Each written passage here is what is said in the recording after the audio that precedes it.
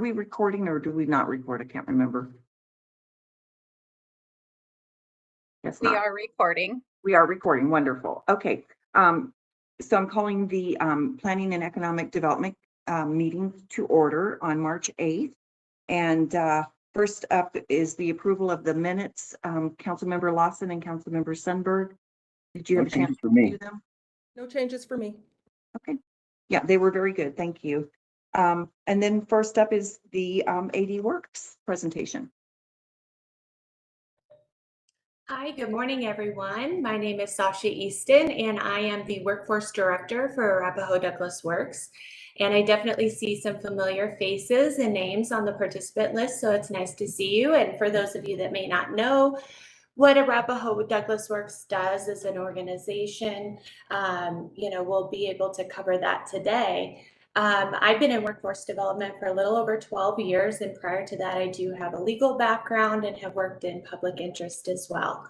So I'm looking forward to sharing more information and collaborating with the group further. So I'll share my presentation. Can you all see the slide deck? Yes. Okay. So as I mentioned, with Arapahoe Douglas Works Workforce Center, so we're part of a network of workforce centers throughout the state of Colorado. So we're one of 10 local areas. While we primarily serve Arapahoe and Douglas counties, we do have the ability to serve citizens from any other county, provided they're able to access our services. So largely our mission and vision as an organization is to strategically invest in human capital and contributing to the regional economic vitality. So essentially, we'll talk more about how we go about doing that, but it's making sure that we're meeting talent pipeline needs, providing business and industry, crucial individuals to meet their needs for growing occupations and industries. And then our vision is a best-in-class workforce development organization that is responsive to the needs of business and industry and job seekers. So we really do try to meet our clients where they're at and really do that individual consultative approach. All right, so this kind of digs into, at a very high level, what types of services Arapahoe Douglas Works provides. So on the job seeker side, we work with job seekers to provide opportunities. So we provide career counseling, labor market support. We walk them through what are career pathways and career lattices available to them, what credentials they may need to be successful and marketable in the industry of their choice. We also offer the ability, if they're eligible, to help pay for training, pay for credentialing, pay for micro-credentialing. We also offer the ability to partner with business and industry on work-based learning opportunities. So that could either be what we call an internship or a work experience, which we would be able to, that's more the individuals that maybe aren't fully qualified for the job and need kind of that mentorship and support. And we could, if eligible, subsidize their wage for a period of time at 100%. For individuals that maybe are more marketable and maybe just needing some support in minor areas, we have on-the-job training, and then we could subsidize a portion of their wage. And really the expectation in those is that you have the ability to work with the individual, see if they're a good fit, and the goal is to have them be hired on following that opportunity. We also help develop career pathway opportunities. So we participate in a variety of sector partnerships. We work in business and industry to help understand their needs, what are their challenges, do education and consulting. And then we also are very data-driven and labor market-driven. We also have the ability to connect candidates to business. We also can do some pre-screening events, things like that. We also have the ability to support businesses and training providers with setting up registered apprenticeships. So we have statewide registered apprenticeship consultants housed within Arapahoe Douglas Works that walk business, industry, and training providers through the process of getting an apprenticeship registered, or if they have a current apprenticeship, supporting them on the particulars on how to keep it registered. We also offer layoff prevention services. So if a business is needing to lay off a portion of their staff, we could come in and do direct support with those individuals before the layoff even occurs. We also, and many of you partner with us for this as well, we offer labor force data and analysis. So we do site selector data, we do commuter data, we do data on, and we'll talk more a little bit about the data that we have available. We also have a variety of partnerships, many of which you're involved with as well. And we also have the ability to coordinate networking events and other business and industry events, as well as providing that kind of consultative approach. We are all also driven by our workforce development board. So our board guides what we do at a very high level. And Andrea has been a member of our board, and we appreciate her perspective. And really, it's made up of primarily business representatives, but we also have labor represented community-based organizations. We have adult ed, higher ed, vocational rehabilitation, human services, and state staff as well. This just kind of dives into our key results. So as staff at Arapahoe Douglas Works and as our board, this is really at a lower level. This is what drives the work that we do. So we really want to make sure that we're meeting our clients where they're at and providing those opportunities in career pathways that are growing, sustainable, and meeting the needs of the economy. So this particular slide really is looking at the benefit that we provide our ROI to the community and to the individuals we serve. So this shows that individuals that Arapahoe Douglas works with, and we provide our services, they retain their jobs at a much higher rate than those that didn't access our services. So the kind of first blue bar, kind of the royal blue bar, that's looking at our adult program. So that's individuals 18 and up. And this is looking at post-exit, how many years post, or the time frame post-exit. The gray bar is looking at dislocated workers. So those are individuals that were laid off through no fault of their own. And then the lighter blue bar is our youth program. The dark navy bar is individuals that were not staff assisted. So individuals that did not seek our support. So you could see, but for year 3, for the youth program, in every instance, individuals that work with us retain their jobs at a higher rate. This particular slide is really looking at the median wage outcomes. So we have the ability to do longitudinal data tracking for the individuals we work with. So this is looking at over 33,000 individuals that we've worked with through this 4-year period.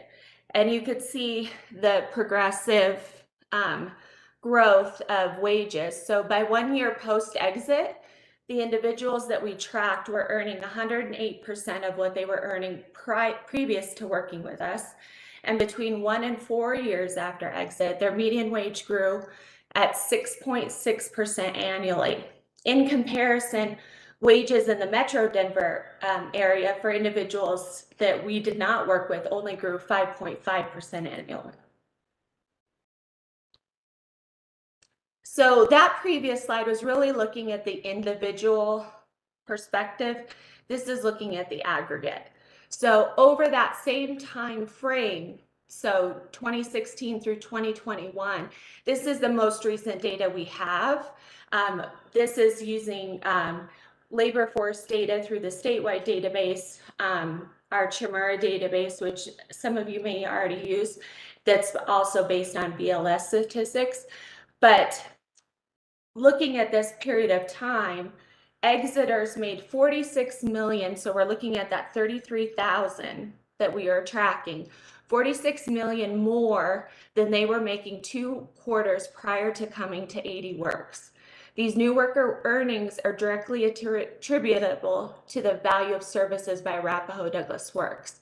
So this methodology is a nationally recognized methodology to demonstrate the return on investment for our services, and it's also utilized statewide. So you could really kind of tell how that contributes to the economic success of the region and the state. This particular slide is really looking at the recapture of wages. So this is primarily looking at our adult programs. So individuals that are 18 and up and typically have one or more barriers to employment. So they may be on public assistance, maybe justice involved, may have a disability, etc. But through our services, providing those credentialing training, consultative support, labor market navigation, individuals recapture their wages at a higher rate. So not only did our adult participants more than double what they were making over the 4 years after exiting our program, they had better wage outcomes than those not receiving our services. And from the employer perspective, we have an entire team that supports our business and industry. So during the last program year, this current program year, our business services team has posted over 93,000 job openings and helped local employers with a variety of solutions to meet their needs. So this kind of graphic demonstrates the different ways that we could support business and industry. So I'll just highlight a few. So sector partnerships, I mentioned. We have sector partnerships in a variety of industries. For example, we have we're the lead and driver behind the aerospace sector partnership, and we helped plan the logistics and coordinate Aerospace Day at the Capitol happening on Monday, which I invite you all to attend. We'll have an interactive exhibit there. We also provide that consultative approach, some of those services I spoke about before, skill mining services. So we would love to work with you, and if you're not already connected. So that's kind of the presentation I had. I don't know if we have time for questions. If not, I'm happy to take those via email. Sure. Yeah, thank you. That was a really very, informative presentation. And I'm surprised we haven't had it before, so I appreciate you being here. And we will open it up for questions. So I'll open it up first to Councilmember Lawson or Sundberg. Thank you. If I might jump in. Go Thank ahead. you, Sasha. What are some of the most common training and tutoring topics you find yourself teaching people? I know it's rather broad. Yeah, no, that's a great question. As I mentioned, we really try to assess the individual. So, maybe they are interested in entering the healthcare industry, for example. We have no cost assessments to help them see what might be good fits. We have hard skill and soft skill assessments. So it just kind of depends. So if they're maybe just entering the career in healthcare, we provide a lot of training for medical assisting CNAs. There's some registered apprenticeships. We just help Centura get up and running in those occupations as well. We do a lot of IT credentialing, A+, Network Plus, software developer, different types of credentialing. To meet transportation needs, there's a lot of need for CDL. It's just a variety. We do a lot. We partner with the trades, as I mentioned. So we help with HVAC, and we do connect them to pipe fitting trade apprenticeships and pre-apprenticeships in construction welding. So it's just the gamut. And so that's really our role, is to help the individual understand maybe what occupations, industries are a good fit, and then setting them up for success. So we're, helping them enter a career pathway that's growing and sustainable for their needs. Thank you. Does that answer your question? It does. And just to touch on the soft skill aspect of things, what are some items that are taught there? Yeah, so great question. So we have a whole facilitation team that offers virtual and in-person workshops. So some examples, we have emotional intelligence workshops. We have, workshops on career transition. So maybe your career was, you were a truck driver, but physically that's not a good fit for you anymore. What are your marketable, transferable skills that you could utilize to enter new career pathways? So we also do those foundational on resume, interviewing, salary negotiation as well, but have a variety. And I will share with Crystal our workshop calendar and the link to kind of our website to share with the group as well. Great, thank you. Sounds amazing. Councilmember Lawson, do you have any questions? Yes, I do. Thank you, Councilmember Bergan. Well, Sasha, I'm glad I heard about this presentation. I know that I've been talking about apprenticeships, and I know that there's a few things going through the legislature, and also there was something at the federal, because the kids that I talk to and just in general, they're not four-year college. So having the apprenticeship program, I think, is essential, and vocational training is essential. The question I have for you, just for some information for me, how long has this program been implemented as far as the youth part into your organization? Yeah, so that's a great question. So workforce development, the legislation has been around in various iterations since the 80s under different names, but it's of course evolved with legislation. Right now, it's the Workforce Innovation and Opportunity Act. But we also have youth services for individuals that maybe aren't eligible through our career services program. And we also have a youth program funded out of some TANF funds in Douglas County that Douglas County has given us. So we have a variety of services, and at Arapahoe Douglas Works has been in existence since the late 80s and has been operating. So it's had various iterations. The apprenticeship, to your point, Councilmember Lawson, is a newer conversation and certainly gaining a lot of traction at the federal level. Arapahoe Douglas Works is 100% grant funded. So currently we don't receive any city or county funds, where we receive our funds through the federal level and some state discretionary funding sources. But we do have apprenticeship grants to fund those opportunities for individuals where that four-year college is not the best fit. And to that point, the vast majority of the youth we work with are opportunity youth. So individuals that dropped out or have not connected to post-secondary, whether that's pre-apprenticeship, apprenticeship, community college, or some type of higher ed.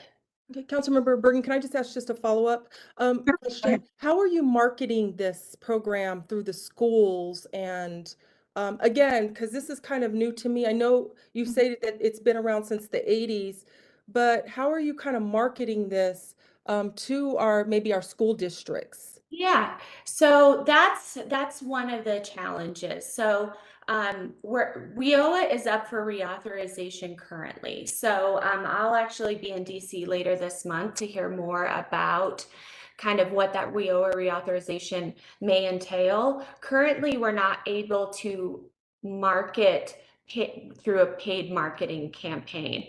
We only are able to leverage through word of mouth and actual like flyers, websites, and things like that, which is very challenging because we have so many resources and there's so much benefit to engaging. So that's a challenge.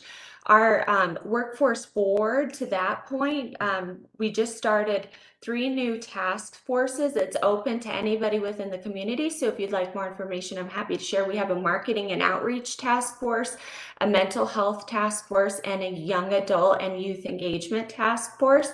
And but that's the $1 million question. The joke with workforce development is we're the best kept secret, but we don't want to be the secrets, but we can't really market in a I guess in a way that maybe would get the word out more efficiently. Okay, just my last point. In the chat, could you put down what that bill is? I'm the chair of the Federal, State, and Intergovernmental Relations Committee. And since you're going to DC, I mean, I just would like to have, if you could put that bill or whatever you're going to be advocating for in the chat, that would be helpful for me, for my committee as well. So thank you.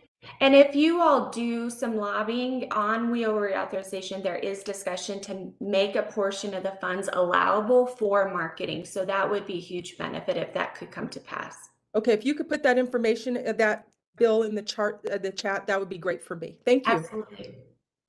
Okay, and then I have a couple questions. This has been so helpful. I used to work in the staffing industry in Arizona and California, and so I worked actually very closely with this type of organization. So my question is, in terms, and this is really, I guess, really specific to the city of Aurora, do you have, I always ask our different departments, you know, do we have opportunities for internships, and are we working with anyone to, you know, fill the gaps, because we've obviously all had challenges with hiring. So do you work with us on internships? We have in the past at various intervals, but we're happy to explore. We have a whole work-based learning team, and so I'm happy to connect you to that staff to talk about what those opportunities are, how we could help support that. But absolutely, we're happy to work with you, and it could be a variety of positions. And it really, what we've seen as a recent example, we're partnering with the Arapahoe County Health Department. They're just getting up in staff since they just were started earlier this year, and we're helping them with some administrative, and they're looking to expand it as a career pathway into nutrition, primarily for youth in that kind of WIC education. So there's so many availability, and it does not have to be those entry level. We've also supported organizations, a contractor of Lockheed Martin that does like the aerospace manufacturing, and help them with their internship needs as well. But yeah, that's great. And then on the marketing side, I assume you have a website. We do. Okay, and so is that something you can push out to the different school districts?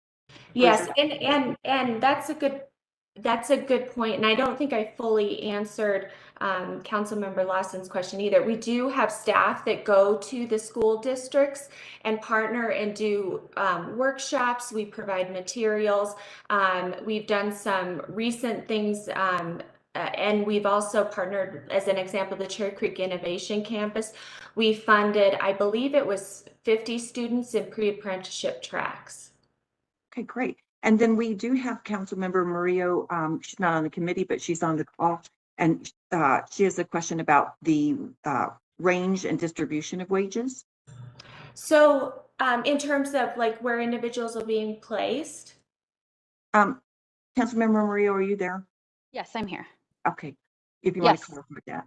Absolutely. Thanks, Sasha. Yeah, I think so, right? I'm trying to get a sense. You talked about the median wage, and I want to know kind of a little bit more detailed specificity on the range and the distribution, right? There could be a few high wage earners and more low wage earners that, you know, equal a more palatable median. I guess I'm just trying to get a little bit more understanding on the full spectrum of wages when folks who work with you all are hired.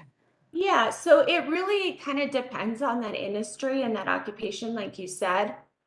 But I would say, you know, and I'm happy, I could put in the chat, we have an internal dashboard that we do of our average wage at placement for different populations. So I could put those in the chat of where we're sitting currently, because we do track that. But for example, like our dislocated workers, those are individuals that were laid off through no fault of their own. They're being placed at a higher wage, but the median wage, and I agree with you, can skew if you have somebody making six figures, you know, that could throw off the median. That is how U.S. Department of Labor tracks wage at placement for our performance measures. But I'll put some averages in the chat of where individuals are being placed through our program year to date as of our last dashboard, if that'll be helpful. Yeah, I mean, if you are you saying that you don't have, I know that that's how it's reported, but do you not have access to the range and distribution? I'm happy to No, also I was follow going to up. put them in the chat for you. Oh, So okay. I'll break it out in the chat. It might be easier for the sake of time, and I'll put like adult, dislocated worker, youth, Okay. what wage at placement is for I all. think I misunderstood what you were saying. My apologies. No, that's Councilmember okay. Bergan, I do have a couple other questions if you are able to entertain that. Well, we do need to move on to the next item. So if you have a quick one. Okay, yeah, just I'll post it in the chat as well, but I just wanted to make to see if you were aware of the Global Talent Task Force out of the Office of New Americans state office. They're doing the task force on increasing, licensures for our global talent and being able to make use of that workforce here. I'll post additional comments in the chat as well. Thanks, Councilmember Bergan. Yes, Yeah, and it might be good for you two to actually connect in a meeting. Sounds Yeah. like there's some interest. absolutely. And I'll put some information of how we partner and serve new Americans in the chat as well. Okay. Well, thank you so much. It's been, again, very informative, and we appreciate you being here. Thank you. Thank you. So next on our agenda is the Prairie Dog Relocation Ordinance. And I know the sponsors are Councilmember Marcano and Councilmember Murillo. Janine, are you presenting on this or the sponsors? How are we doing this? I'll give the sponsors an opportunity to introduce if they wish. If not, Dan, Money, and I can talk about the ordinance. Councilor Murillo, do you want to start, or are you good if I start? You can go ahead. All right.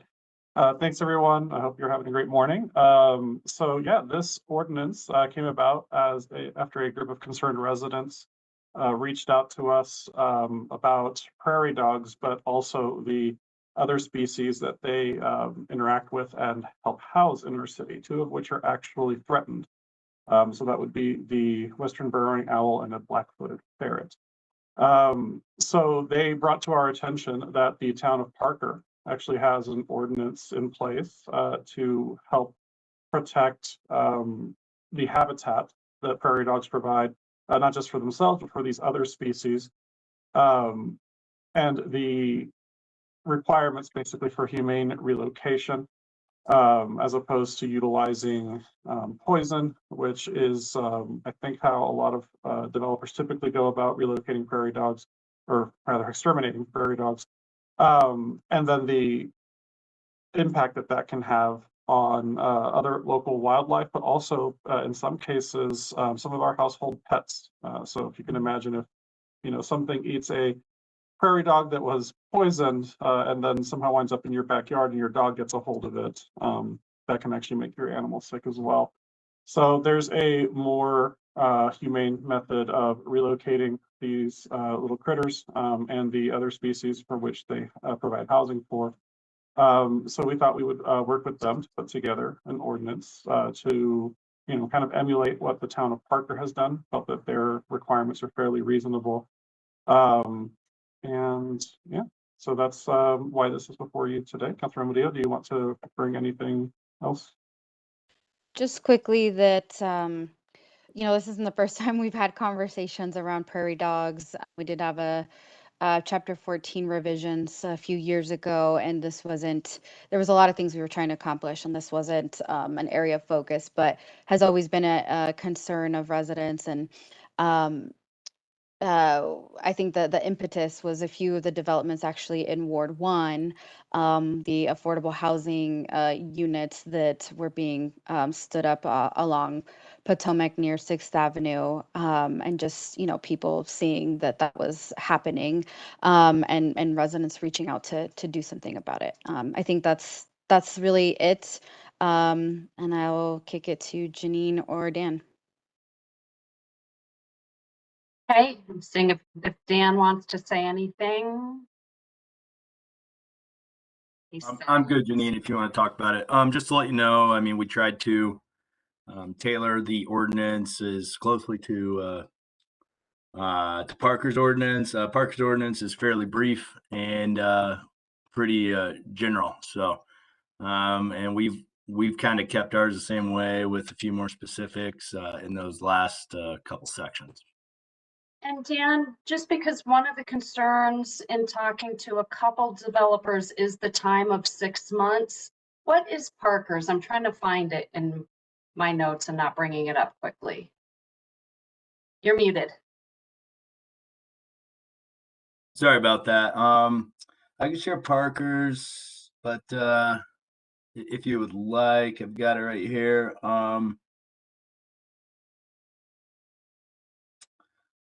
I don't see the time period. It only has 6 different areas where they would need to get a permit for, and so how theirs is done. And I'm trying to find out, how do I share on this screen? I'll give you sharing privileges right now. Give me 1 minute, Dan.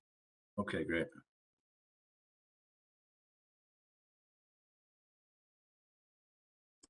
Okay, shortly you should see it at the bottom of your screen. Okay, let me see. And then share. All right. Am I sharing the correct thing? Is it scrolling up and down? I'm not able to see. Really hard to see because it's tiny. Okay. I'll expand it here. So this is how Parker's is. It's just a page, basically a page and a half. They have one section that actually talks about it, and it just says you have to get you have to relocate before you can get a demolition permit, grading permit, sketch, preliminary plan, minor development plat, replat, site plan, or preliminary. So they're encouraged to partner with nonprofits, and then they can't relocate or bother prairie dogs in between April 1st and June 1st, which is birthing season.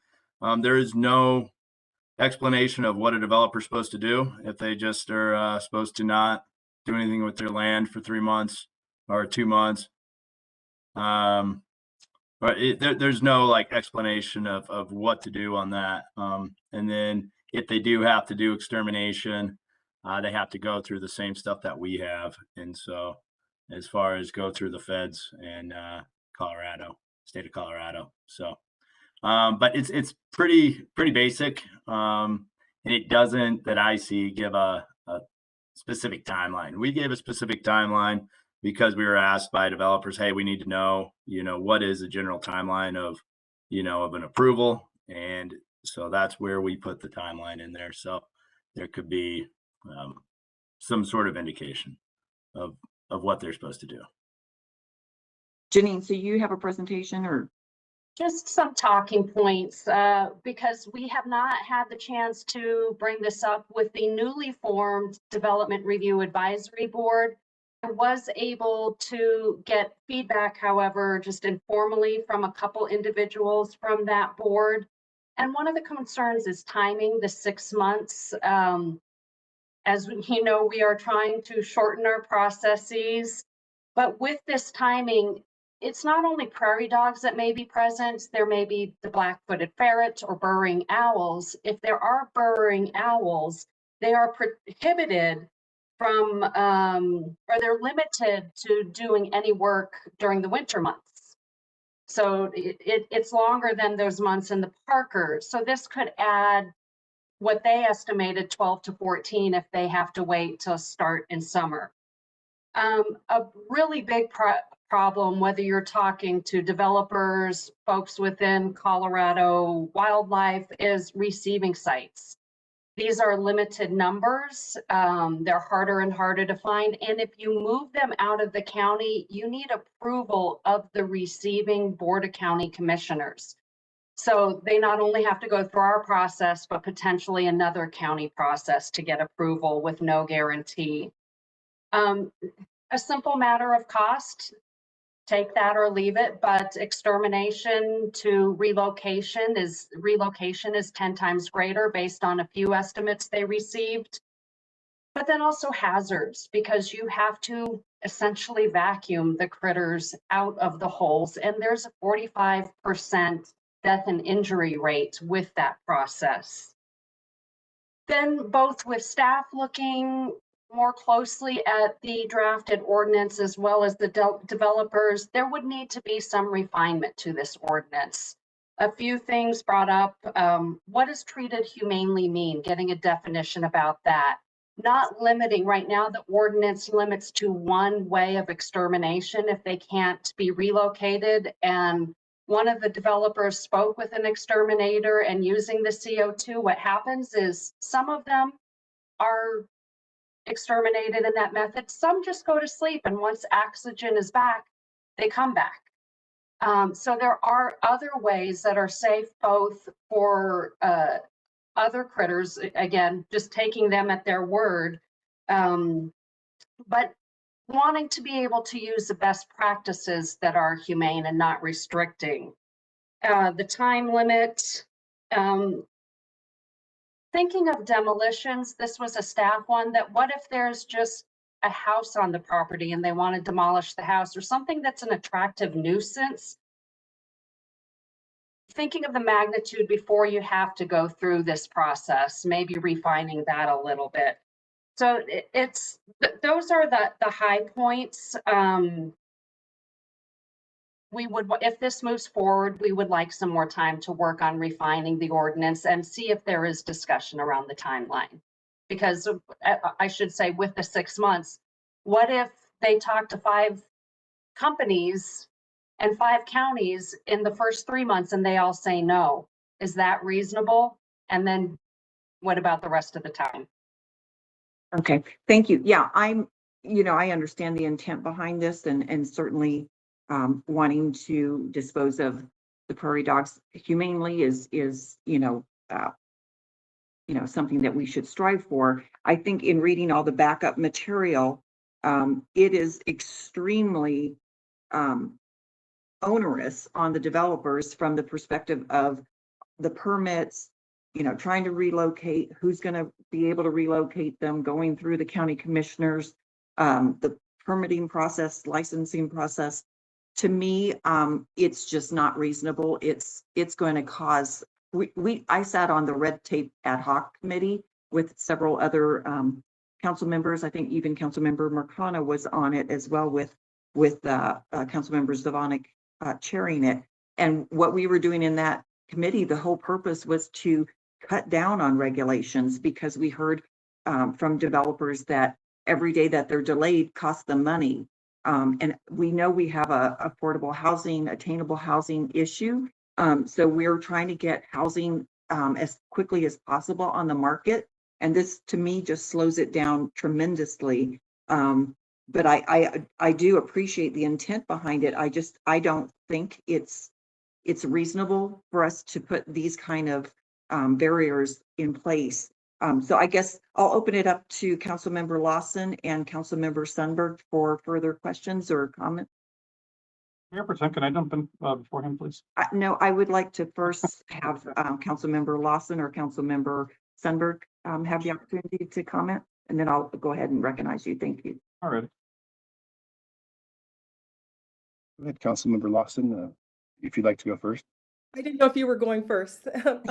So I appreciate the intent too, but it looks like, there's a lot of questions with this ordinance that definitely has to be addressed.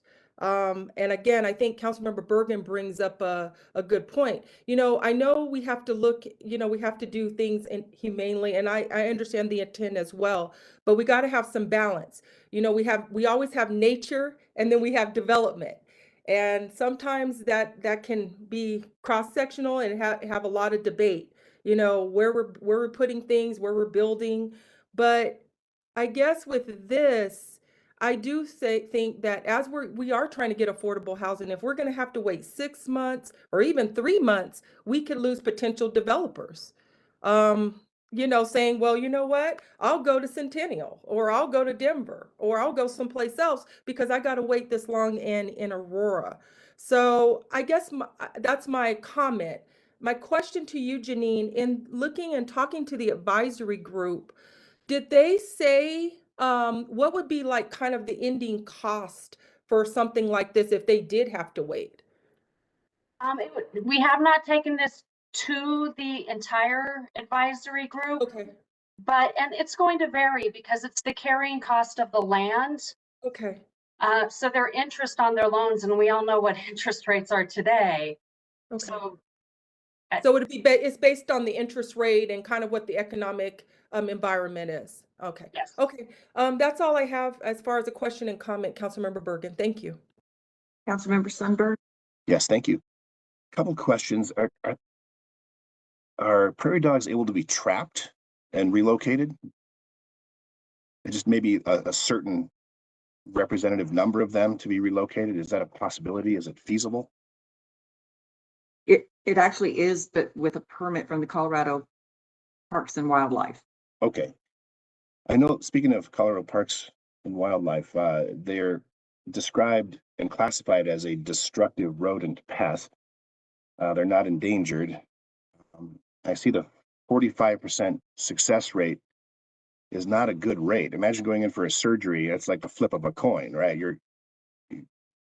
Another question I might have is, if they are relocated, do they have to have existing burrows there? How quickly can they burrow and make a new home?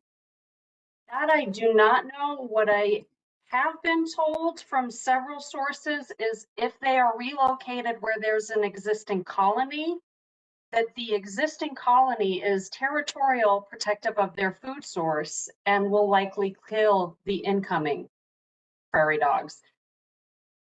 Yes, and I think too that there are families within the colonies that need to be considered, family A, B, and C, and not all of them are going to get along and coexist in relocation.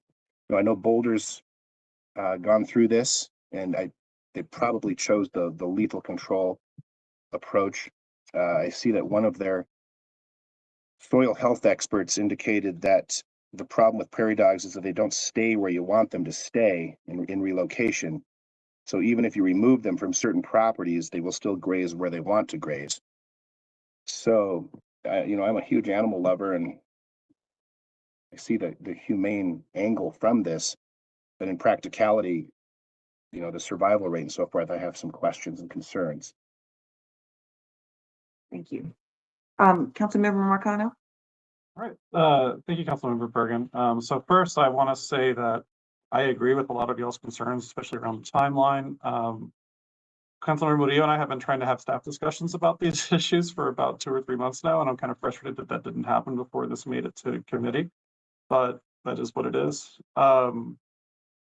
The intent here is not to, hamper development.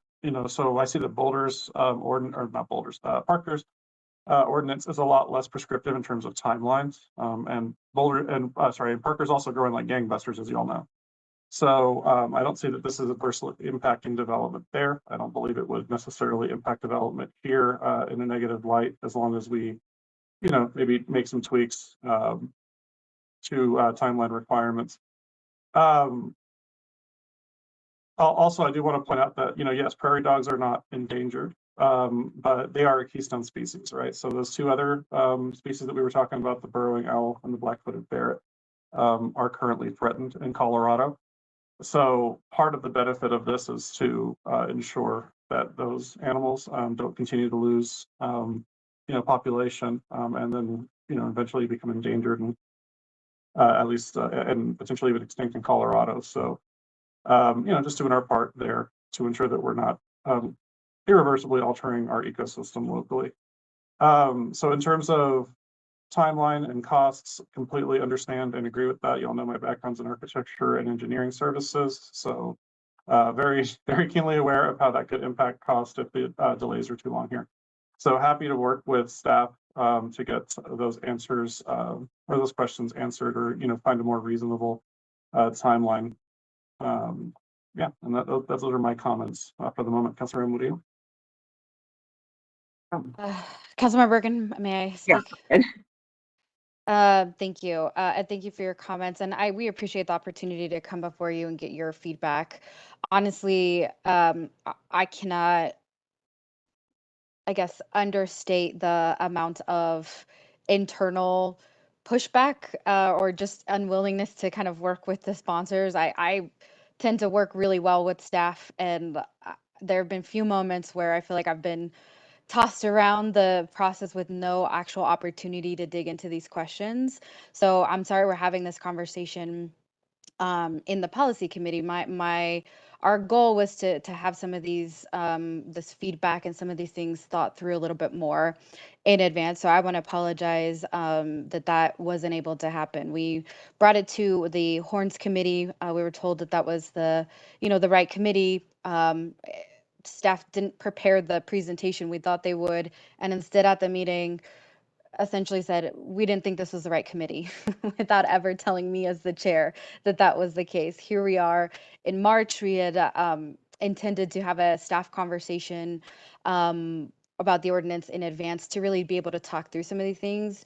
And that didn't happen. So I'm trying really hard not to feel that there's maybe some obstruction of the process moving forward. So I will just express I'm a little frustrated, and I apologize.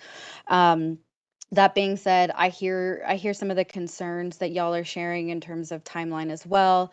I know I'm committed to digging a little bit more on some of those points, especially when you think of Parker as an example, and even Boulder, where they've had a more robust ordinance that hasn't necessarily impeded their development and growth rate. And I think we can talk about potential concerns, which is, kind of the appropriate role of staff to flag them. But, without having that thoroughly vetted by our committees and reaching out, I would have loved to reach out to the different cities to get a sense of how that's impacted their development, for example.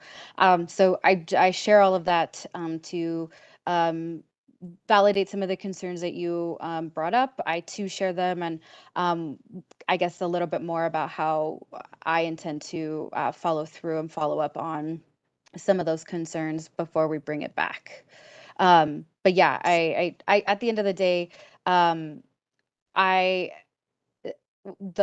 some of the approved methods of the way we exterminate prairie dogs is actually it's legal, but it's not very humane, and that really as an animal lover, right? And I get that there needs to be balance. Like, I just don't think I'm okay with that, just like on a fundamental level. And that's something I think we're trying to accomplish here. We know that it's not always going to be feasible to relocate, although, admittedly, that's my preference. I'm not unrealistic to know that that's going to be possible in 100% of the cases. So I definitely want to see that there is a more humane alternative that we can commit to based on our values. Thank you for letting me say all of that. Of course, thank you. I will say, I think the relocation is a huge issue personally from the data and so forth. I don't feel like it's ready to move forward. In my opinion, I think, the CO2, I guess, was mentioned that it's not foolproof. So I think maybe going back to if you take the relocation part, I think that's going to be very, very difficult to do the relocation part. So I don't know if you take that out of your ordinance or you change that somewhat, but what other methods for humanely, disposing of the prairie dogs exist? And if the CO2 is not foolproof, then, you've got that issue that they're not, I don't know what they do after that step. So maybe looking at what other alternatives exist. Parker, I'd be curious to know if it's enforced, because who knows? Yeah. Yeah. No, I mean, So, Councilmember Sundberg and Councilmember Lawson, do you feel, I don't know what your opinion is on moving this forward or not? May I have an opportunity to ask a question? Sure. Oh, sure. Sorry. You mentioned alternative.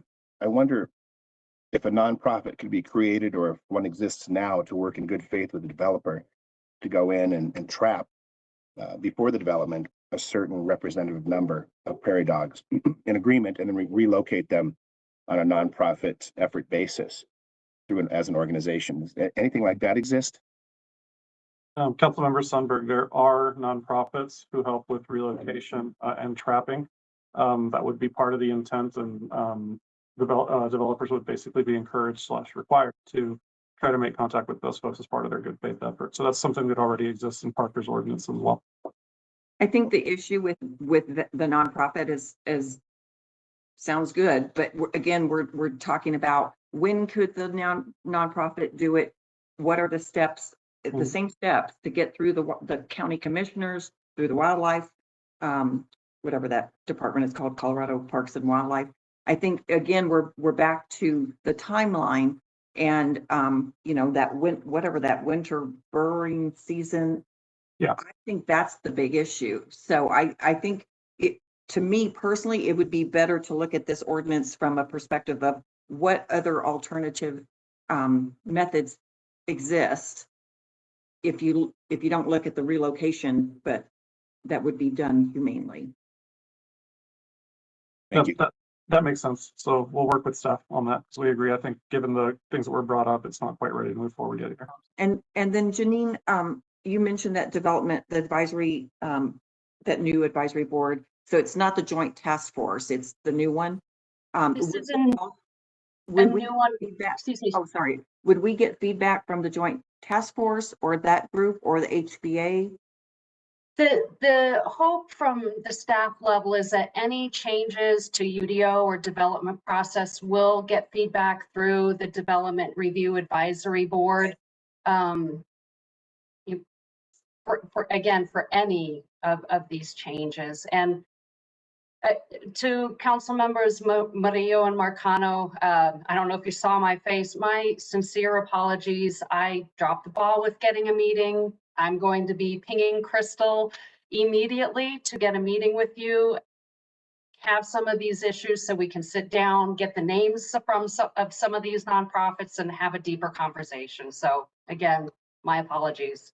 And just one question on the Development Review Advisory Board. Councilmember Murillo and Marcano, would you prefer to tweak what you're doing before it goes to them?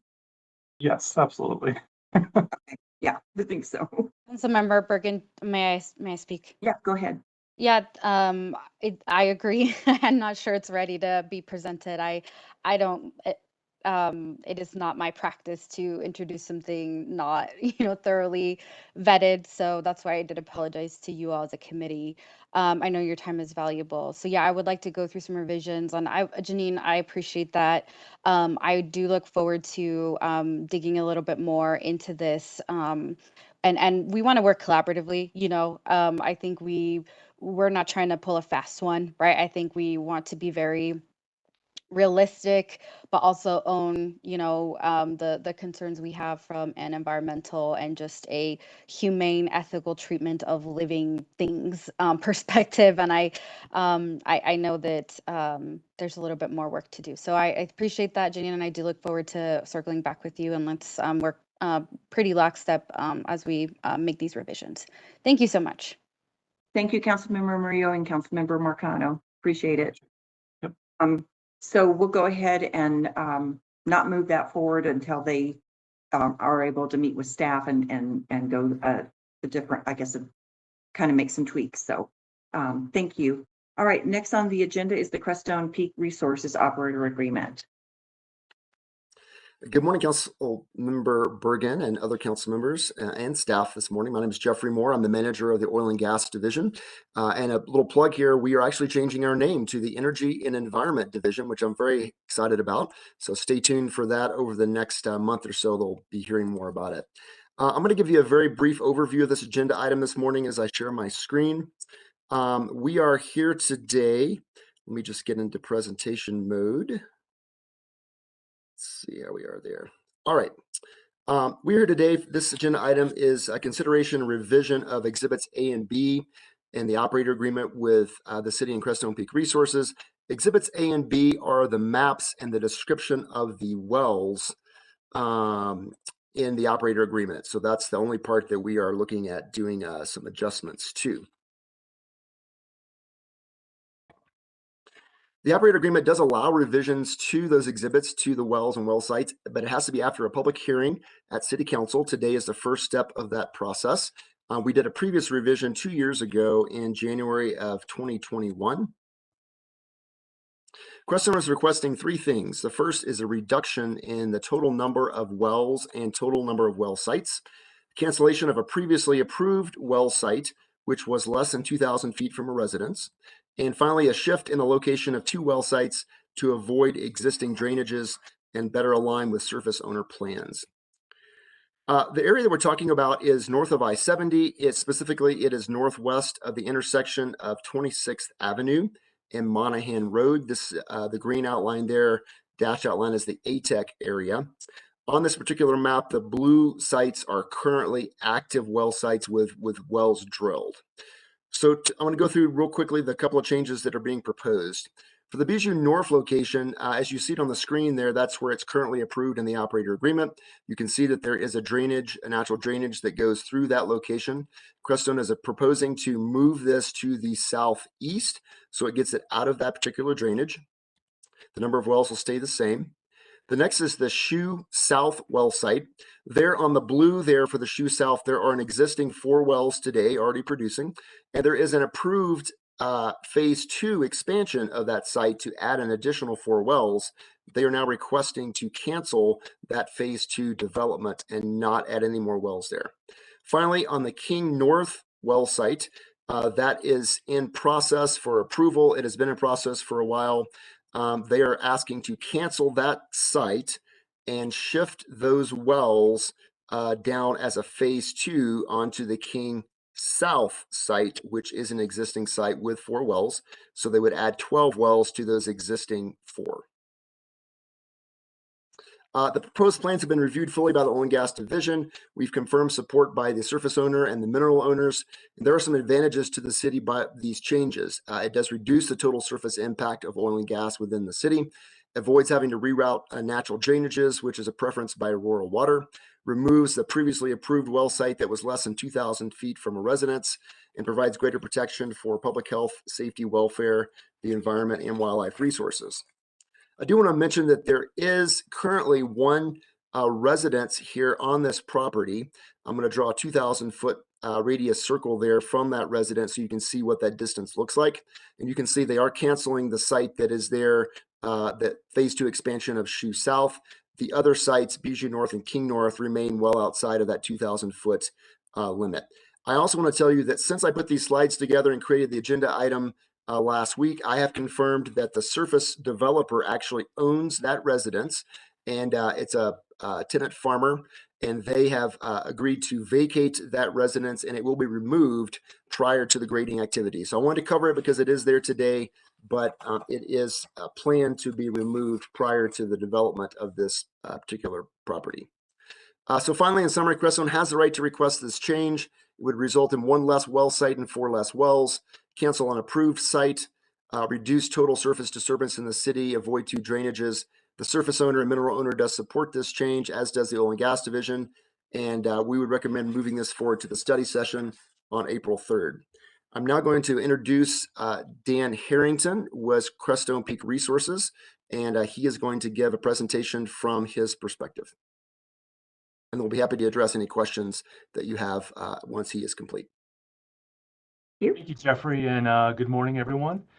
Let me get my share up here.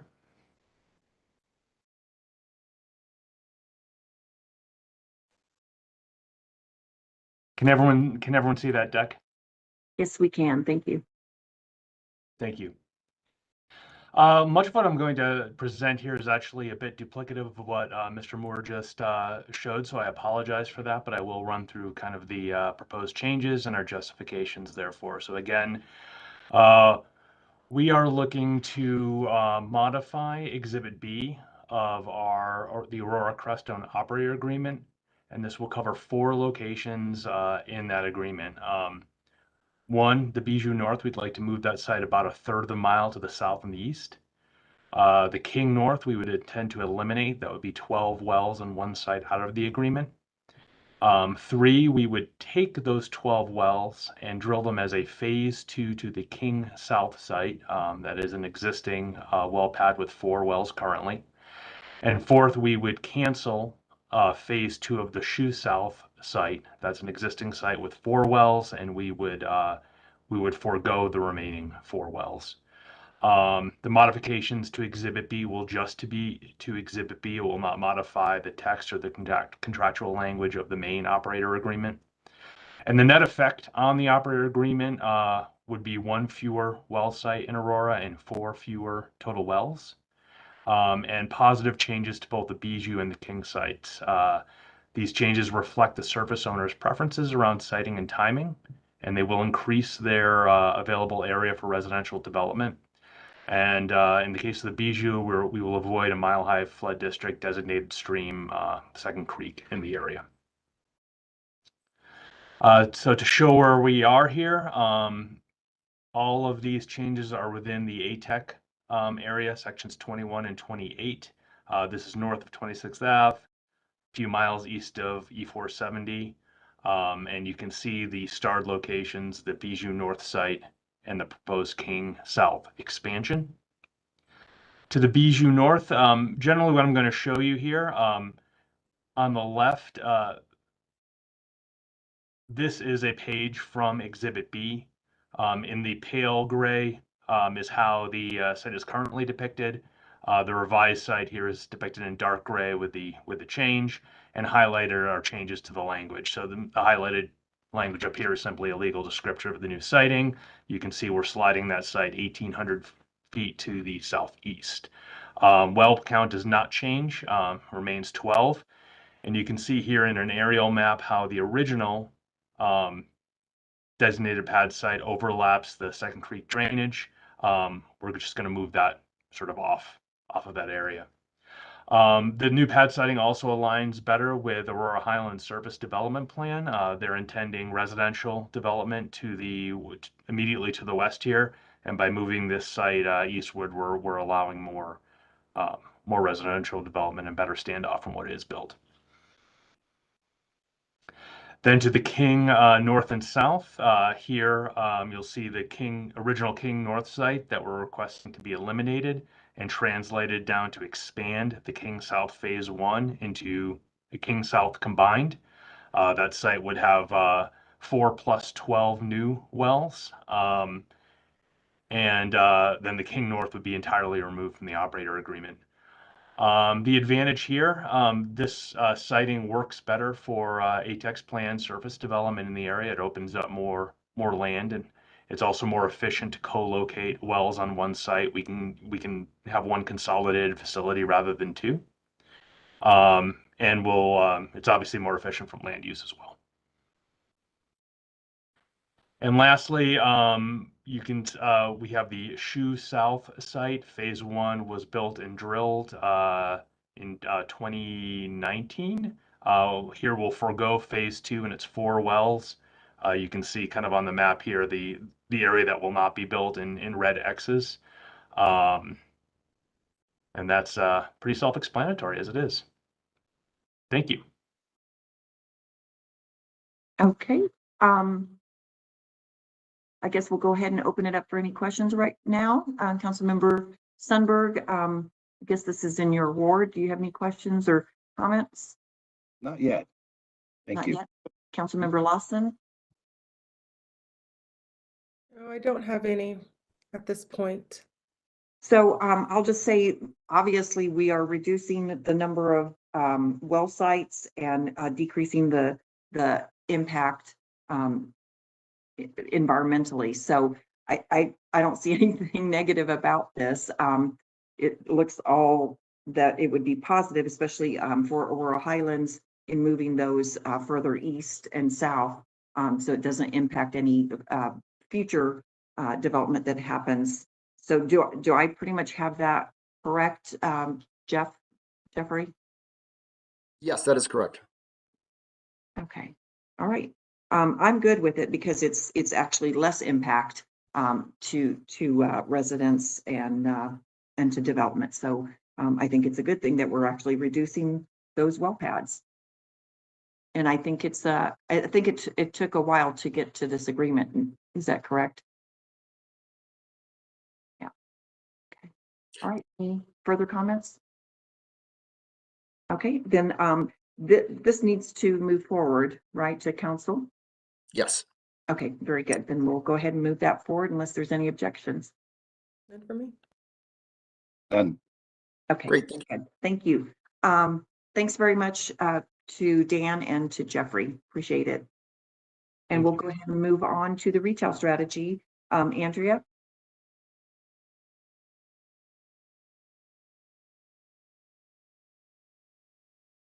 Good morning, council members. Thank you very much. Bob Oliva, our commercial retail supervisor, is here to make a presentation on a prospective retail strategy for the city moving forward at this time. Bob? All righty, let me see if I can share my screen. Share.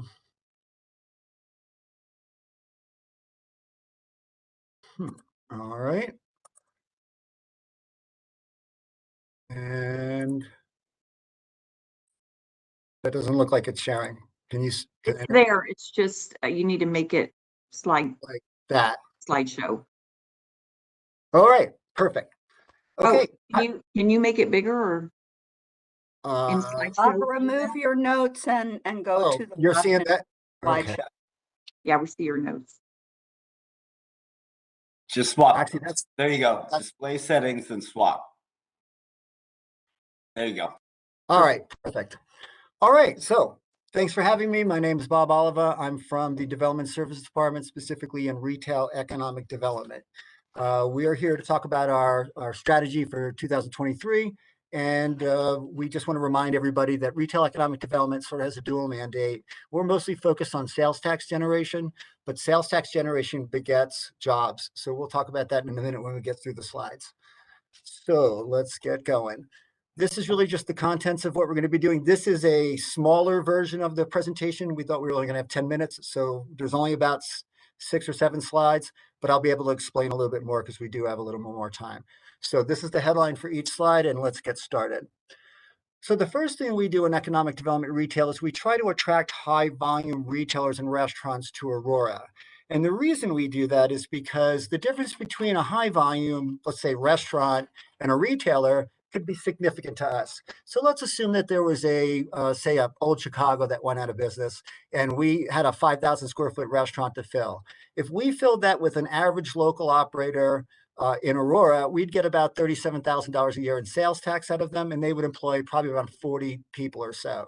But if we took that same space and put a high volume restaurant in there, they could do $187,000 in sales tax out of the same space with the same landlord, and probably produce about 60 to 70 jobs out of the same space. So that's why we focus on high volume folks. But a lot of times people think high volume folks are national chains, but they're not necessarily national chains. This is an example of how we go after local chains or local operators to do the same thing. This is a group, Soul Hospitality. Thank you, Chance, for introducing us to these folks. These folks have 8 different concepts in Aurora. If you walk into one, you're walking into a mom and pop. But behind the scenes, they have sophisticated systems in place where they can run them sort of the way a chain runs. So they're very efficient. They're local. They know Aurora. They've been through our process. This is kind of low-hanging fruit for us to go work with these guys. And we can use our technological advantages to help them find the better locations, all of the holes in their marketing, and basically allow them to produce more sales than they were already producing. But this is a very fine group that we're dealing with right now. And we're working on a project right now with them to open another restaurant. So that's how we deal with existing operators that are already in Aurora. We also like to help our landlords fill vacant space with traditional and non-traditional uses. So let's talk about non-traditional for a second. We'll talk about traditional in the next slide. Non-traditional uses would be, let's say that you wanted to sell something. You wanted to open a store, and you wanted to open a store selling widgets like this. If you wanted to open a store, you can spend $250,000 and open a store and try to sell these, or you can go to an incubation market, spend about $200 for the weekend and test out whether or not this will sell. And so one of the non-traditional uses for a big box space would be an incubation market. A traditional use could be anyone that would be, let's say, someone coming out of the SBDC and that they want to open, but they want to open in a temp store and then they want to move to a permanent store later. We very much encourage tenants to try their concepts before they spend all their money opening a store. And that's what incubation markets are for. So that's one of the other ways that we fill spaces with non-traditional uses. And we move them through the temp store process. If you've ever been to a shopping mall and you saw all those push carts, that's actually an incubation program. So it goes from push cart. If you do well on a push cart, you go to a kiosk. If you do well on a kiosk, you get a temp or a pop-up store. If you do well in those, you get a permanent store. So that's classic incubation, and the shopping center has been doing that for 30 years. So we could be doing some of that. Next, let's talk about providing incentives to renovate older functional shopping centers. A perfect example of this is Southlands. We were talking to Southlands. They were having some difficulty with the 2 vacant spaces they had, but they had 2 players that were interested. One was a traditional use and one was a non-traditional use. You probably have all heard about the traditional use. That would be Nordstrom's Rack. Well, incentivizing Nordstrom's Rack made a lot of sense because there isn't a Nordstrom's Rack if you head east of here all the way past the Kansas border. So we have a significant play with the traditional use, Nordstrom's Rack, and the non-traditional use, which is an entertainment complex. Back to the traditional uses. If you get a player like Nordstrom's Rack, people are going to follow that. And you may have heard that they just announced Lululemon is also coming to Southlands. They're coming because Nordstrom's Rack's customer is Lululemon's customer. Because Françoise made Nordstrom Rack come. By the way, she did. So I know maybe this isn't the time for me to thank her so much, but she was the reason we got Nordstrom's Rack. And so we very much appreciate that. We also help centers renovate into a mixed use. Recently, we have done a lot of changes to zoning where we allow mixed use where it wasn't allowed before.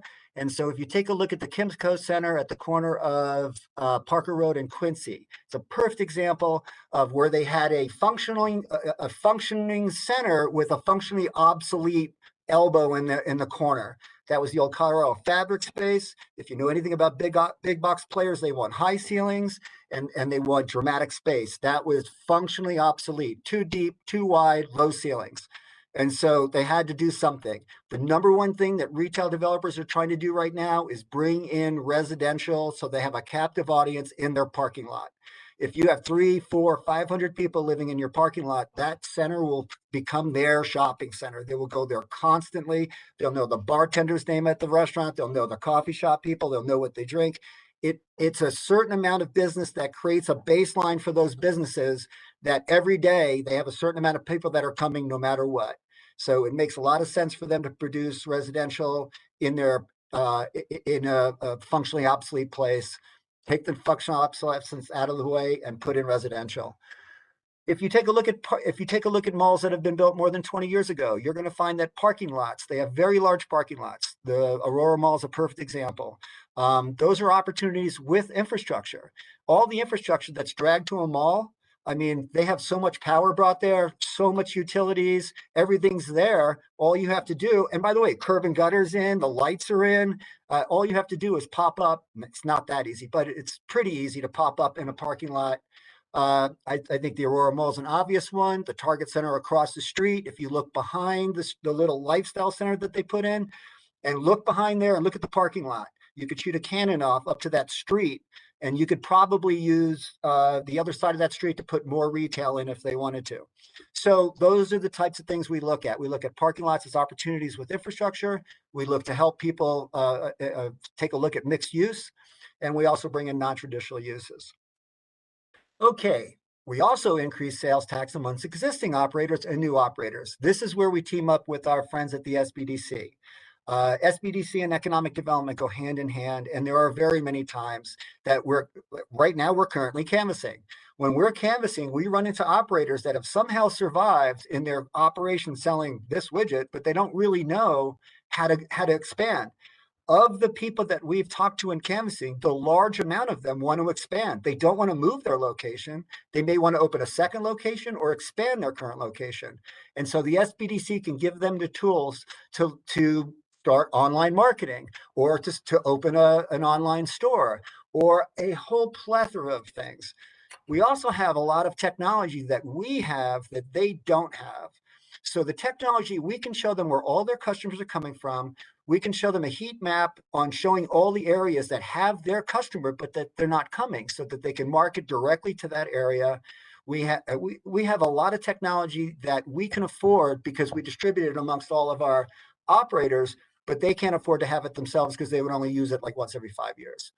So we have the tech advantages and we have the SBDC in order to increase their sales of current operators and anyone coming into Aurora. On top of that, we are a welcoming environment to mom and pop operators. Every time we go to the outside and ask the community, what would you like to see? They always say mom and pop, mom and pop, mom and pop. Now, this is a very elusive person to try to find. I spent most of my career trying to bring in mom and pop tenants into centers that had a lot of national tenants. And it is, you could talk to 50 people and you'll find one that qualifies. You'll find 10 that qualify and you'll get one deal. So it is very time consuming, but it is the #1 most requested operator that we get. And by far, everyone basically says, we don't want chains. We want to shop local. We want to know the person that's behind the counter. We want them to be local. And even in a franchise operation, they sometimes know that that is a local operation. It's just that a minor percentage of the money goes back to the home office for marketing. But generally speaking, we also consider certain franchises to be mom and pop operators too. So providing a welcoming environment for these folks and helping them along the way. And so we put them in business, and one of the things we'd like to do is help them stay in business, which every shopping center developer does this. It's something we're all trained to do, and we'd love to be able to do that here. Basically, once they open, actually help them get through that first 6 months, because that's pretty much, if they make it through the first 6 to 12 months, they're probably going to make it. And so I can come up with a program to help that. But anyway, I really want to talk about the mom and pops because very difficult to find them, but everyone loves them when we get them. So basically, that's the very brief version of this presentation. This was 25 slides. I thought I only had 10 minutes, so we got it down to like 7 slides. But now I can answer questions because I wasn't able to fill in a lot of the blanks there. But why did you get only 10 minutes? Well, we thought it was going to be much more crunched. And so about a week ago, I was told, take this down to 10 minutes. So I got it down to 10 minutes. And then I would have liked the longer version. I know I would have liked to give that longer version, and it certainly could at another time. But I would say that this covered probably the bullet points, the major stuff, and the rest of it's really just explaining more about how we do this. This is about 6 or 7 of the 10 techniques we use.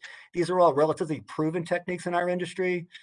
So we're not really guessing at this. We're just basically doing what we would do if we called Aurora one giant shopping center. This is what we'd be doing with our tenants. So thank you. This was great. Yeah, I would love to see more of the details in terms of you know, how you go about these different categories that you've mentioned, like the high volume retailer and restaurants, you know, obviously renovating older functional shopping centers, and then the mom and pop operators and so forth.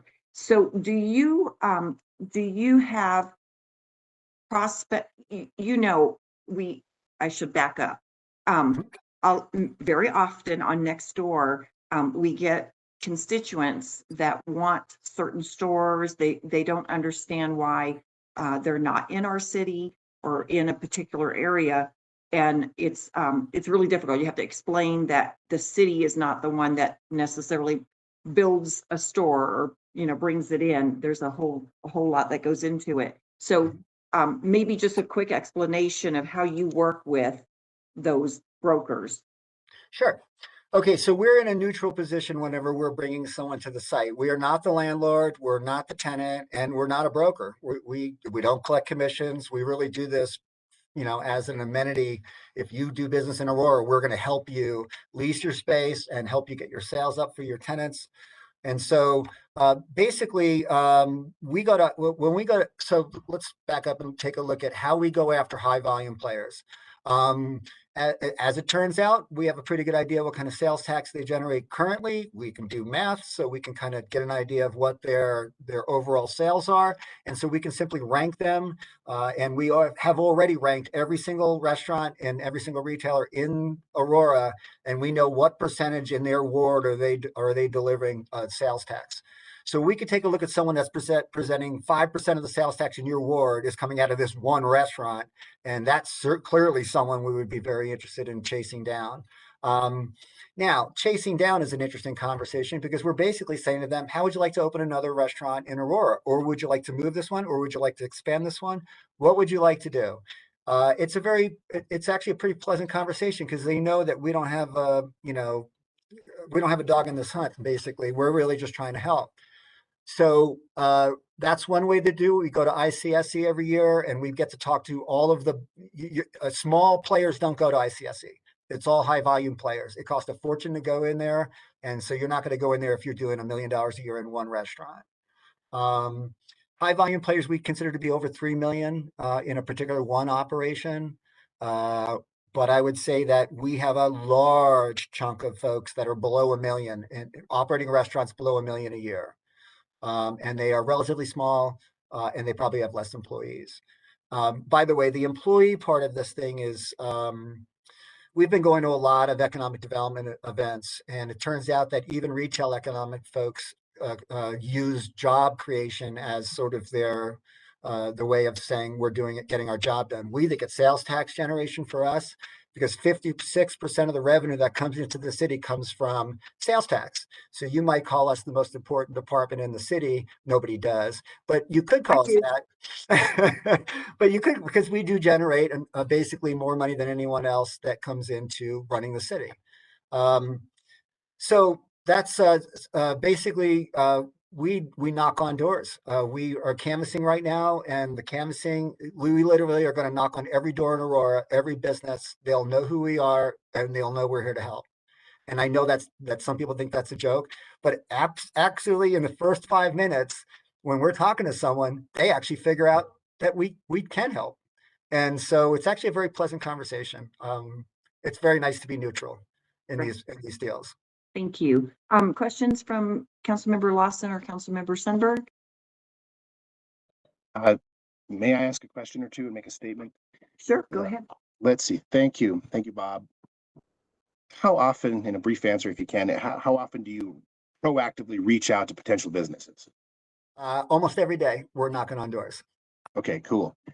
And despite your great efforts, it's a reminder that it's really the market that helps dictate a lot of what's going to come our way. Like out here in Ward 2, I field a lot of frustration from the lack of shopping. It's just, right? And there's no promised land other than the Aurora 1 project, it seems like, right? So we're sort of limited as a city in what we can actually bring here. And people look to the city, but they should be looking to the market forces that shape that, I think. Right. That's a good statement because the technology that's out there today, and we employ this technology, it's called Placer. That technology, if you spend enough money, and we don't spend this level of money, but if you spend about $250,000 a year on this technology, you could stick a pin in a map and that AI will tell you what the sales for your business will be within about 2 or 3% variance. So the technology now makes it so that as much as we're pitching that they should come here, the second we get off the phone with them, they just go stick a pin in the map and they figure out whether or not that's a profitable store or not. And so what we're trying to do is we're trying to update their demographics. We're trying to tell them about growth. We're trying to give them the growth patterns that they're not picking up in AI. And that is a lot of the story for Ward 2, that rooftops are coming. And we actually have players that are interested. They're just sort of playing this game of waiting for those last rooftops to show up. but they're already starting to talk to us. So we do have a couple of interested parties that are of significance, anchor tenants that are looking to go out there. And we do really think that's going to kick off that whole area, because once one of them shows up, their competitor has to show up and somehow split the market. And so the folks that are, we're actually meeting with folks in the next month or two, hopefully to score those deals away. But I know that I did see an email from some of your constituents that said, we're tired of hearing it's coming soon, any day now. So I can't really say those words right now, but it is closer than I've ever seen it. Up to this point, we had people that were interested, but we couldn't find a site for them. Now we have a site. We'll see. These are always tricky. What But, rooftops? Thanks, Bob. And if I could just make one ahead. statement. We could have the best steakhouses interested in coming here, the best defense contractors, primary jobs, companies, you name it. But certain factors in the big picture of things need to work together, like a safe city. We have to have a reputation for a safe city. We can't leave our police department on an island. We have to think differently about how we support them and recruit officers.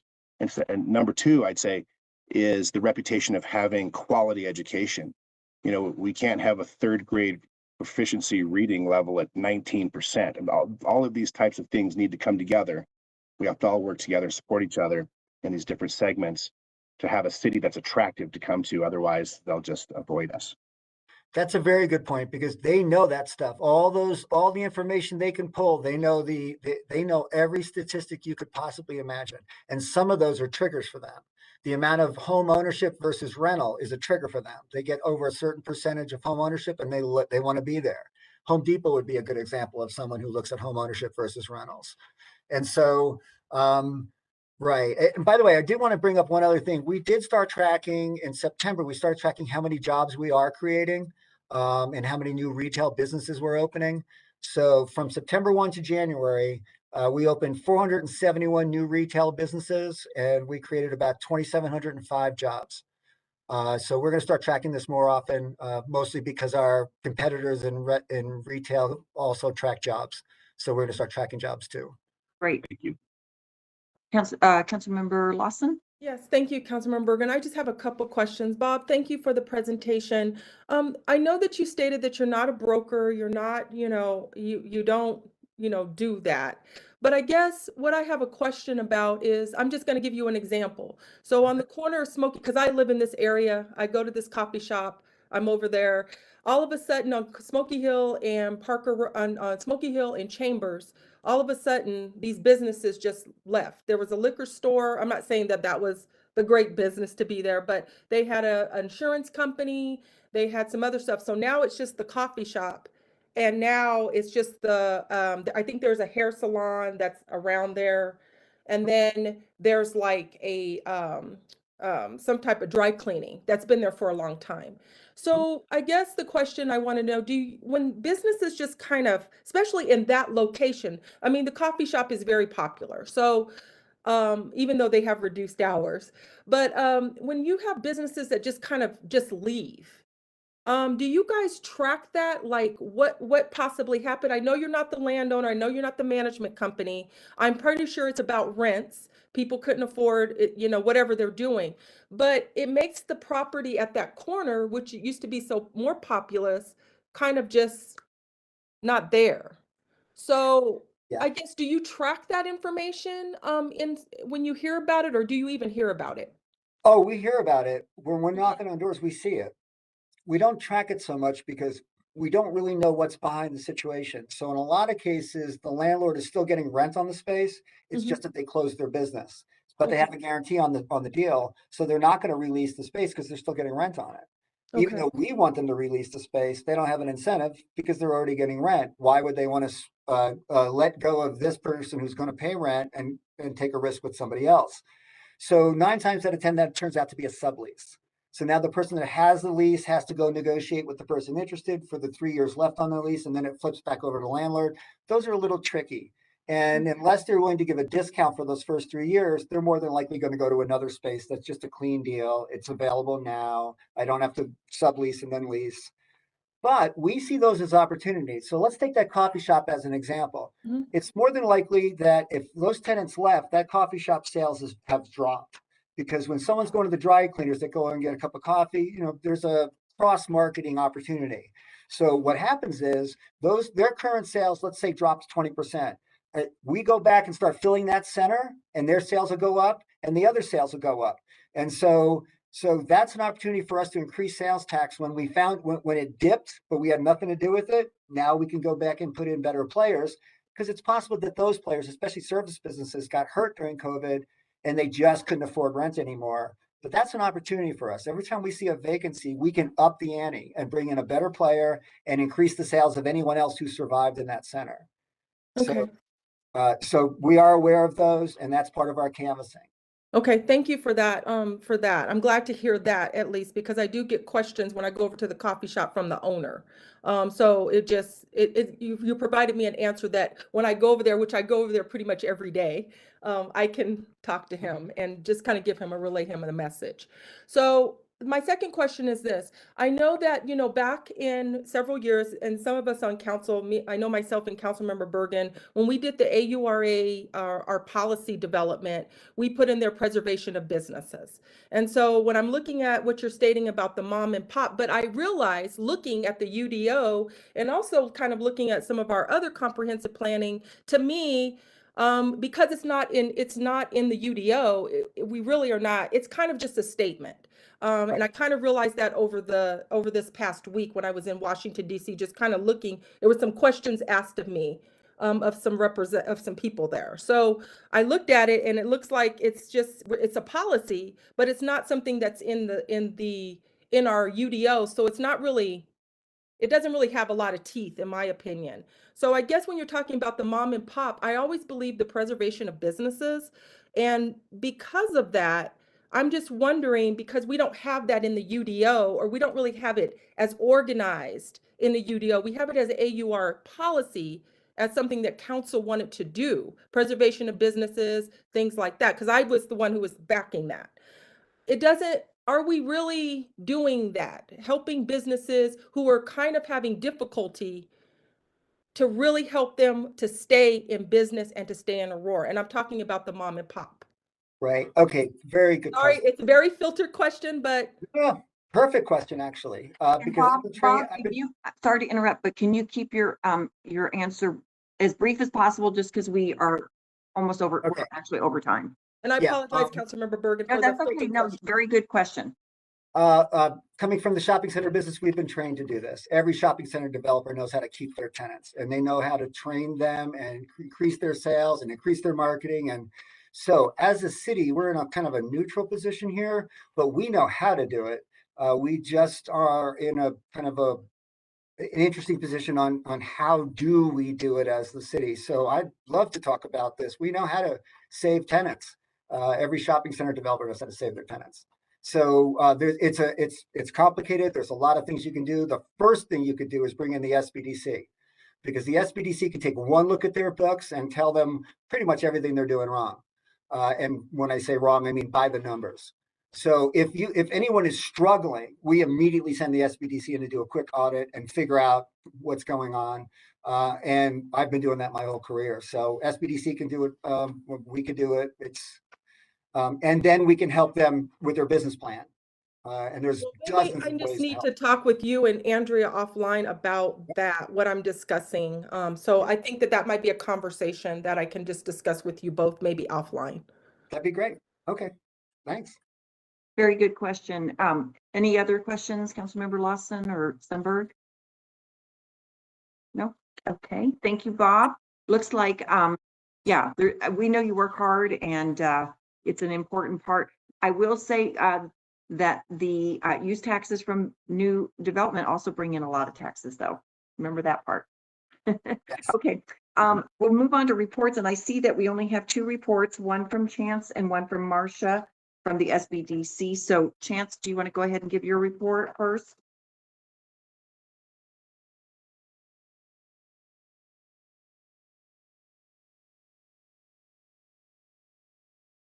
Or maybe Marcia, if you're ready. I'm happy to go. I want to talk about one program that we just closed and one that we just opened, the Human IT or Humanity and Visa digital empowerment program. We were given 95 refurbished Chromebooks to give to small business owners that needed some kind of a computer, may not have had it, or were doing all their business on their telephone. And we gave those, we looked at clients that took courses from us and got technical assistance. We gave them to all the people in the Spanish language childcare program, which is still going on, in a catering program, and other clients. And that program has closed. It was very successful. The second program, which just launched, is a program from Senate Bill 21241. And that was a program, grant program for our businesses in Colorado more than a year, fewer than 19 employees, and businesses located in an opportunity zone, enterprise zone, historically underutilized, rural jumpstart, or transition community. There were 3 programs funded by the legislature. The first was access to capital. They're having their second round now in Denver Metro. SBDC is running that one for the whole state, the whole SBDC network. Then market research, Boulder is running that, and I believe they're at the end of their first round, ready to do their second round. And then we are going to run the one that was assigned or offered, or we volunteered. There's a lot of different things in there, to the Aurora South Metro SBDC for a statewide program was digital marketing. We're collaborating with Office of Economic Development and International Trade, the Minority Business, and then SBA network statewide. Our group developed the English and Spanish curriculum. Ours is the only one that is 2 languages. We're very proud of that. The subject matters, they have 2 modules on digital marketing, 2 on website development, and 2 on online selling. And then in between those 3 subject matters, they have a consulting session with the cohort group. Approximately at the end of the year, 80 people will qualify for $5,000 grants to use towards their digital marketing. They have to write a plan and tell us how they're going to use that. Well, tell OEDIT, we're not the decision makers. As of this morning, I got the numbers this morning early. We'll do 2 rounds. Our round 1, we had in the English language, we had 424 apply, and 303 were qualified and accepted. In Spanish, we had 103 individuals apply and 56 were accepted. I think those percentages are quite good. We had planned on having 40 groups of cohorts. I mean, in a meeting after this, we may up that and maybe let everyone in instead of just 250, which was what we originally were going to do. I'll update you in probably a couple months, because if we let all of them in, we're going to be very busy. We have brought on quite a few independent contractors to cover some of those groups because it's more than our team obviously could handle. These are both, as I would say, preservation of business activities. And just a reminder to you all, 65 to 70% of who we see, the clients we see, are existing businesses. So that's that economic gardening. That's that helping the businesses that are already here. Versus the startups, which is 30 to 35%. So I just want you to know we never will stop helping startups, but we spend most of our time and our training and our consulting and our programmatic decision making on existing businesses. That's the report. If there are any questions, I'll keep you posted on this accelerated growth. We're really excited.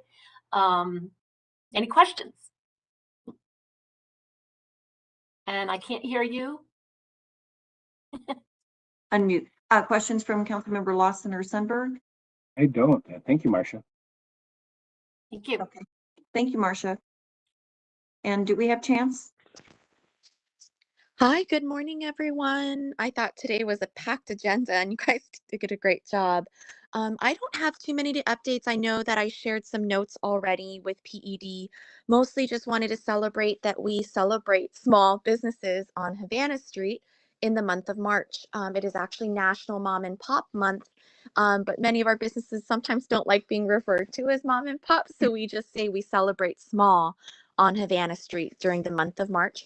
We have a long list of different events which you can welcome you to visit our website at onhavanastreet.com. Today is also International Women's Day and Women's History Month, so we'll be highlighting a lot of our women-owned, diversely owned businesses along the corridor as well. We've done different marketing campaigns and working with different local publications. And then coming soon, we actually have quite a few new businesses like Paris Baguette, Nana's Dim Sum and Bao. I do believe David's Bridal will be opening with about 7,000 to 8,000 square feet at Village on the Park. The city, and I think Bob mentioned JW Lee, just recently opened Tofu Story, which actually has been getting a lot of recognition in national and local media. And then also he will be working on opening a really nice sushi restaurant in the former Thai Basil near Havana and Yale. And I think I'm connecting him with Andrea and Bob to be able to make that happen for us in the special district. Lastly, just wanted to announce that we'll have 6 festival markets, global markets. We'll do 3-day markets called the Havana Street Global Market, and we'll have 3 night markets. The night markets were a request from the stakeholders in the community and wanting to be able to celebrate Global Fest kind of year round and throughout the summer leading up to Global Fest to promote the City of Aurora's festival as well. But I do want to thank PED. Last summer, there were quite a few of you that came out, including city management, that came out to the global markets to support. So look forward to seeing you this summer. It'll kick off in June and end in August. Thank you for your time today. Thank you, Chance. I think that's all the reports unless I'm missing one. Don't hear anybody. Okay.